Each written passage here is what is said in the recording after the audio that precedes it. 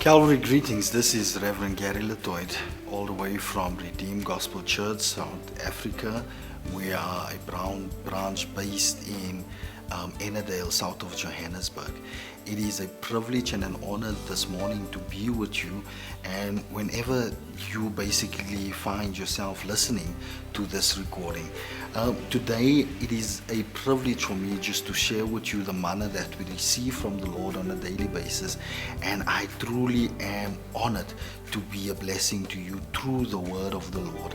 Today I would like to discuss and I would like to base my topic upon marriage. Marriage is a crucial and important aspect in the lives of a believer and in the lives of the world today. And unfortunately, over the years, we have seen how many people have basically neglected the importance of marriage. The views of people has changed regarding the importance of marriage. Today we find in Afrikaans they call it hangbal.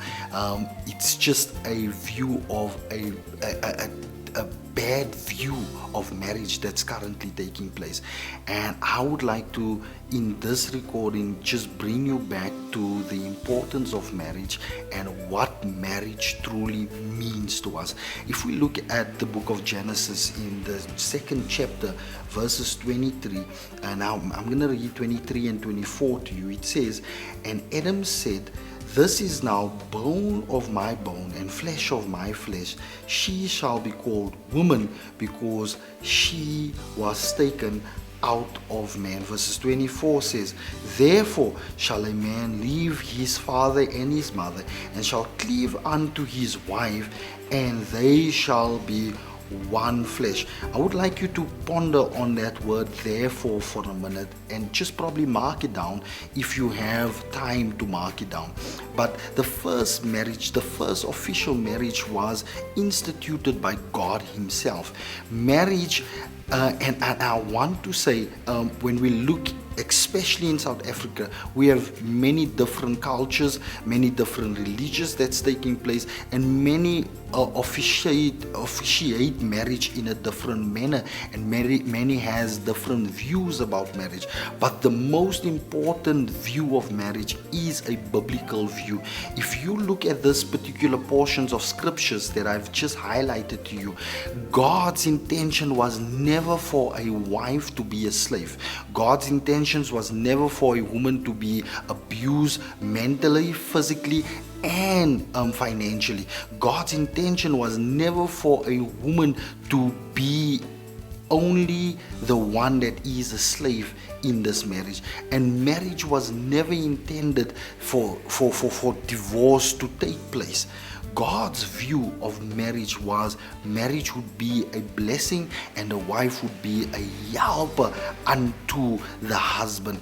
And the helper there does not mean that the husband has authority over the wife. This is a broad topic that needs clarification. And one thing that I would like to bring to your attention is that the first official marriage that took place under God's instructions was before human sinned. There was the sin of Lucifer that affected the universe, but before mankind sin that affected the human race, marriage was in its perfection. Marriage was perfect, and that's the reason why we would find in Ephesians chapter 5 where Paul instructed how marriage can work in its perfection through Calvary. Before Calvary, it was perfected.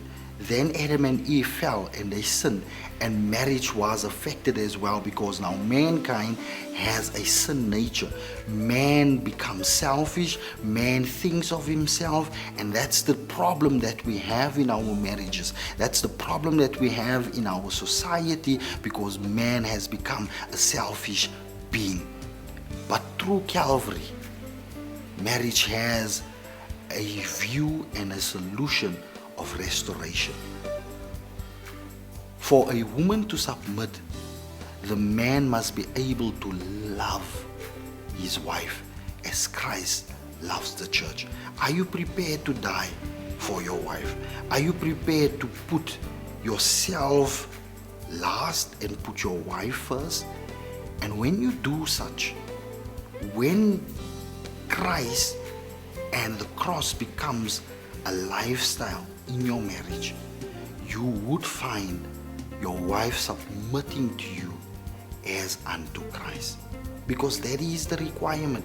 And this thing that we need to establish this, and we need to let people know, without Christ in your marriage, you will never be able to have the perfection or the perfect marriage as it was instituted before the fall of man.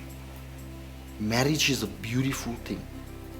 Marriage is a wonderful thing, and it should be honored, as the book of Hebrews teaches us. It should be uplifted. It should be one thing that every young man and every woman should desire. Don't accept the views of the world.